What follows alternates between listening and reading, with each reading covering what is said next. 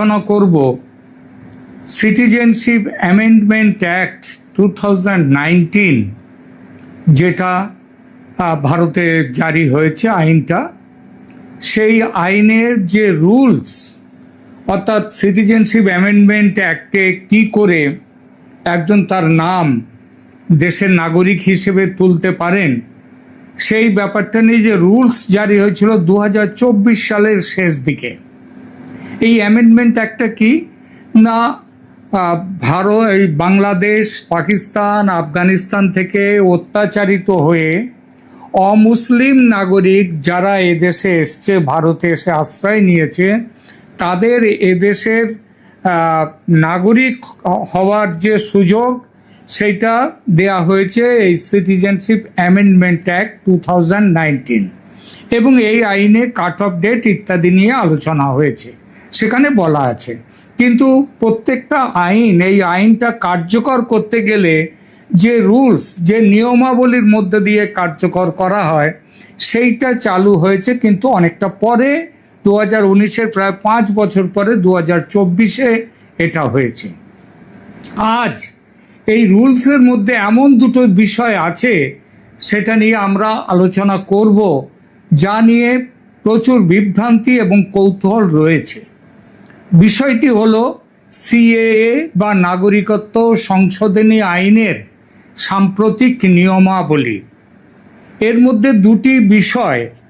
প্রথমত, কেন আবেদনকারীদের আগের দেশের পাসপোর্ট জমা দিতে বলা হয়েছে সাম্প্রতিক নির্দেশে, এবং দ্বিতীয়ত, ধর্মীয় পরিচয় প্রমাণের ক্ষেত্রে স্থানীয় পুরোহিত, মানে যারা ভারতে এসে যে অঞ্চলে যারা থাকেন, সেখানকার পুরোহিত বা ধর্মীয় প্রতিষ্ঠানের একটা শংসাপত্র, তাদের একটা সার্টিফিকেটটা কোন মর্মে যে ইনি মুসলিম নন সেটা নয়, সেখানে বলা আছে ইনি অমুসলিম, অর্থাৎ হিন্দু, বৌদ্ধ, জৈন, খ্রিস্টান এগুলো হতে পারেন, সেই বিষয়ে একটি সার্টিফিকেট দিতে বলা হয়েছে। মানে যদি কোনো খ্রিস্টান আসেন, তাহলে তাকে সার্টিফিকেট দিতে হবে। কাদের? তাকে দিতে হবে যে সেখানকার ধর্মীয় প্রতিষ্ঠান, পুরোহিত মানে চার্চের কিংবা খ্রিস্টানদের খ্রিস্টীয় ধর্মীয় প্রতিষ্ঠান। ঠিক তেমনিভাবে বৌদ্ধদের ক্ষেত্রে আছে, পার্সিদের ক্ষেত্রে আছে, জৈনদের ক্ষেত্রে আছে। আর হিন্দুদের ক্ষেত্রে তো বুঝতেই পারছেন, পুরোহিত বা বিভিন্ন ধর্মীয় প্রতিষ্ঠান যারা আছে, তাদের কাছ থেকে সার্টিফিকেটটা নিতে হবে। এই দুটো বিষয় কেন নতুন করে চালু করা হলো, সেইটা নিয়েই এখনকার এই প্রতিবেদন। তাহলে প্রথম পর্বে আমরা আসি পাসপোর্ট সারেন্ডার। মানে কেউ যদি ধরুন বাংলাদেশ থেকে ভারতে এসছেন, তার বাংলাদেশের একটা পাসপোর্ট আছে, সেই পাসপোর্টটা, সেটা তো আসবার সময় তিনি নিয়ে চলে এসছেন, সেই পাসপোর্টটা তিনি সারেন্ডার করেননি, তিনি দেননি। ভারতেও দেওয়ার এতদিন কোনো প্রশ্ন ছিল না, কিন্তু এখন বলা হচ্ছে এই পাসপোর্টটা সারেন্ডার করতে হবে, সেই কথাটা বলা হচ্ছে। কেন? আমরা সবাই জানি ভারতের নাগরিকত্ব আইন অত্যন্ত সুস্পষ্ট। আমাদের সংবিধানে দ্বৈত নাগরিকত্ব বা ডুয়াল সিটিজেনশিপের কোনো জায়গা নেই। ভারত কেবল একক নাগরিকত্ব বা সিঙ্গেল সিটিজেনশিপ, সেই নীতিতে বিশ্বাসী।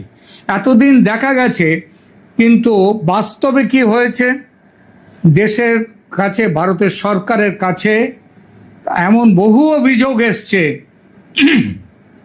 এবং এটা দেখা গেছে অনেকে ভারতের নাগরিকত্ব পাওয়ার পরেও গোপনে আগের দেশের পাসপোর্ট তারা ব্যবহার করছেন। অর্থাৎ ভারতের পাসপোর্ট নিয়ে তারা হয়তো বাংলাদেশে গেলেন, এইবার বাংলাদেশ থেকে আবার বাংলাদেশের পাসপোর্ট ব্যবহার করে তারা চলে গেলেন অন্য কোনো দেশে। এইবার সেখানে যাওয়ার পরে তার পরিচয় কিন্তু সে দেশে হলো যে তিনি বাংলাদেশের পাসপোর্টধারী, অথচ তার কাছে আবার ইন্ডিয়ান পাসপোর্ট আছে। অনেকে নানা রকম অপরাধ করে ভারতে অপরাধ করেছে, ভারতীয় পাসপোর্ট হয়তো ব্লক করা হয়েছে, কিন্তু তারা কোনোভাবে বাংলাদেশের পাসপোর্ট ব্যবহার করে বাংলাদেশে গেলেন এবং সেখান থেকে আবার বিদেশে চলে গেলেন। মানে একটা অপরাধ প্রবৃত্তির একটা ব্যাপার সেখানে থাকে। আপনি হয়তো শুনে থাকবেন বা অনেকেই অভিযোগ করেন যে এমন অনেক ব্যক্তি বাংলাদেশ থেকে এখানে ভারতে এসছেন যারা ভারতীয় নাগরিকত্ব পাওয়ার পরেও বাংলাদেশের নাগরিকত্ব বা পাসপোর্ট দুটোই রেখে দিয়েছেন। এর ফলে তারা একদিকে ভারতের নাগরিক হিসেবে সরকারি সুযোগ সুবিধা নিচ্ছেন, আবার অন্যদিকে বাংলাদেশের পাসপোর্ট ব্যবহার করে ব্যবসা বাণিজ্য বা যাতায়াত করছেন। এটি কেবল আইনত ভুল নয়, এটি ভারতের সার্বভৌমত্বের ক্ষেত্রেও একটি বড় প্রশ্নচিহ্ন। সব থেকে বড় যে ব্যাপারটা, একটা অপরাধ প্রবৃত্তি বা অপরাধিক কাজকর্ম করবার একটা সুযোগ কিন্তু এইভাবে দ্বৈত নাগরিকত্ব বা দুটো পাসপোর্ট রেখে দেওয়ার ফলে হওয়ার সম্ভাবনা তৈরি হয়েছে এবং হচ্ছেও।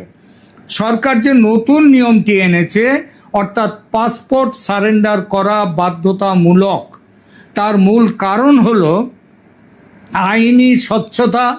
আবেদনকারী যখন ভারতের নাগরিকত্ব পাচ্ছেন তখন তাকে প্রমাণ করতে হচ্ছে যে তিনি আগের দেশের সাথে আইনি সম্পর্ক ছিন্ন করছেন।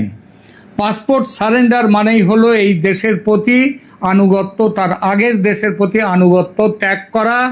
এখন থেকে তার পরিচয়, তার আনুগত্য সব কিছু হলো তিনি ভারতীয়, ভারতের প্রতি তার আনুগত্য। এছাড়া দ্বিতীয় কারণ হচ্ছে ফাঁক ফোকর বন্ধ করা। যারা দুই নৌকায় পা দিয়ে চলতে চাইছেন তাদের জন্য এই নিয়মটি একটি বড় বাধা। আমি জানি আমার পরিচিত এমন অনেকেই আছেন যারা দুটো পাসপোর্ট নিয়ে রেখে দিয়েছেন।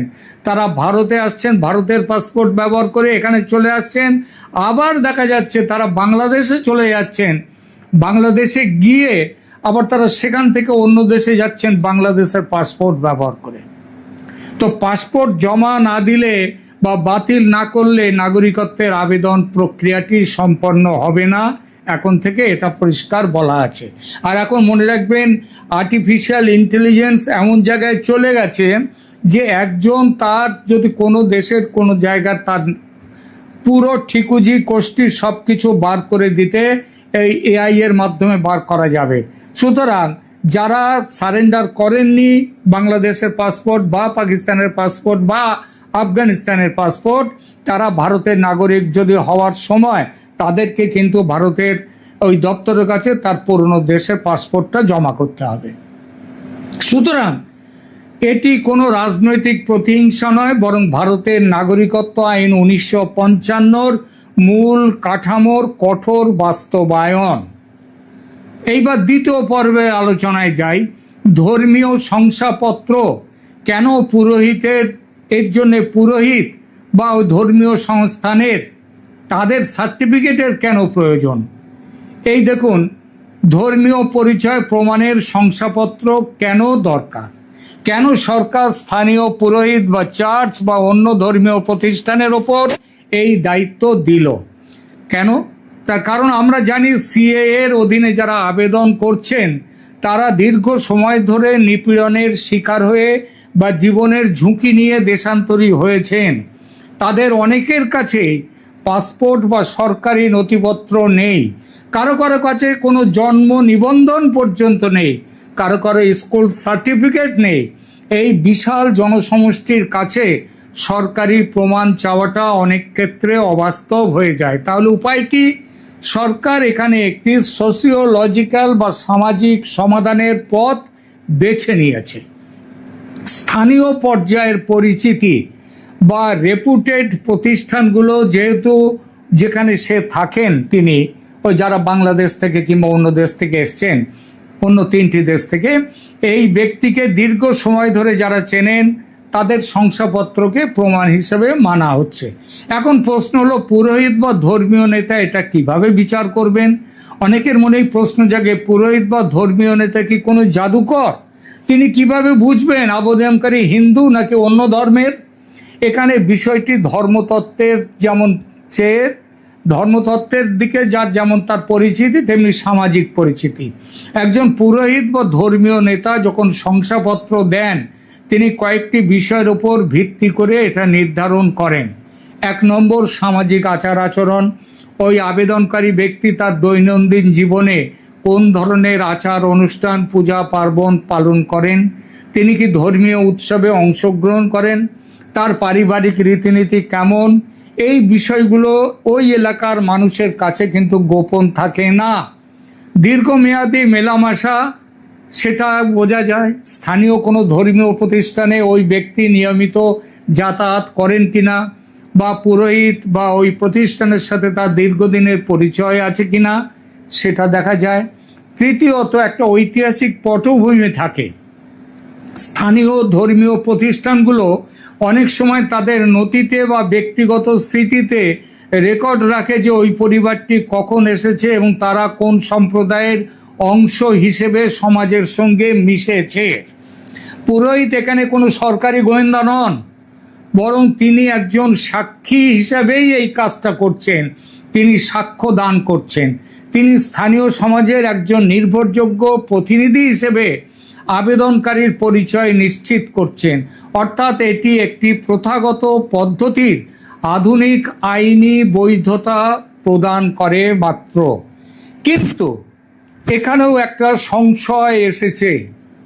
সংশয়টা হচ্ছে এই যে, অন্তত আমি বাংলাদেশের কথা বলি, এটা তো অন্য দেশেও আছে, পাকিস্তানে আছে অতি অল্প পরিমাণে, আফগানিস্তানে সেখানে আরও অল্প পরিমাণে আছে, কিন্তু বাংলাদেশের ক্ষেত্রে এই সম্ভাবনাটা ভীষণ বেশি।